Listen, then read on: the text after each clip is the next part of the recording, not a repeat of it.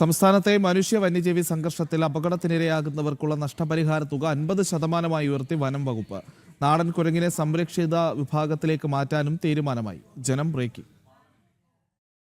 വന്യജീവി ആക്രമണത്തിൽ അപകടത്തിനിരയാകുന്നവർക്ക് നൽകുന്ന നഷ്ടപരിഹാര തുക 50% വർദ്ധിപ്പിക്കാനാണ് വനം വകുപ്പിന്റെ തീരുമാനം. ആക്രമണത്തിൽ ജീവനും സ്വത്തിനും നഷ്ടം നേരിടുന്നവർക്ക് കൂടുതൽ സാമ്പത്തിക പിന്തുണ നൽകിയാണ് ലക്ഷ്യം. വനാതിർത്തി മേഖലയിൽ താമസിക്കുന്നവർക്ക് ഇൻഷുറൻസ് പരിരക്ഷ ഏർപ്പെടുത്തുന്നതിനുള്ള നടപടികളും പുരോഗമിക്കുകയാണ്. വന്യജീവി ആക്രമണങ്ങളുടെ പശ്ചാത്തലത്തിൽ ദുരിതബാധിതരാകുന്ന കുടുംബത്തിന് അധിക സുരക്ഷ ഉറപ്പാക്കാനാണ് പദ്ധതിയുടെ ലക്ഷ്യം. വന നിയമപ്രകാരം രജിസ്റ്റർ ചെയ്തിട്ടുള്ള നിസ്സാര കുറ്റകൃത്യങ്ങളിലെ കേസുകൾ വേഗത്തിൽ തീർപ്പാക്കാനും വകുപ്പ് തീരുമാനിച്ചിട്ടുണ്ട്. ദീർഘകാലമായി നീണ്ടുപോകുന്ന കേസുകൾക്ക് വേഗത്തിൽ പരിഹാരം കാണുന്നതിലൂടെ നിയമ നടപടികൾ കൂടുതൽ കാര്യക്ഷമമാക്കുകയാണ് ലക്ഷ്യം. അതേസമയം കൃഷിനാശത്തിലും ജനങ്ങളുടെ ദൈനംദിന ജീവിതത്തിലും വെല്ലുവിളിയാകുന്ന നാടൻ കുരങ്ങിനെ വന്യജീവി സംരക്ഷണ നിയമത്തിലെ ഷെഡ്യൂൾ 2 ഉൾപ്പെടുത്താനുള്ള നിയമ ഭേദഗതിക്ക് കേന്ദ്ര വനം വകുപ്പിന്റെ അംഗീകാരം ലഭിച്ചിട്ടുണ്ട്. ഇതിലൂടെ ആവശ്യമായ നിയന്ത്രണ നടപടികൾ സ്വീകരിക്കാൻ സംസ്ഥാനത്തിന് കൂടുതൽ സാധിക്കും. കഴിഞ്ഞ 10 വർഷത്തിനിടെ സംസ്ഥാനത്ത് വന്യജീവി ആക്രമണത്തിൽ മരിച്ചവർ 1000-ന് മുകളിലാണ്. വയനാട്, ഇടുക്കി, പാലക്കാട്, പത്തനംതിട്ട എന്നീ ജില്ലകളിലെ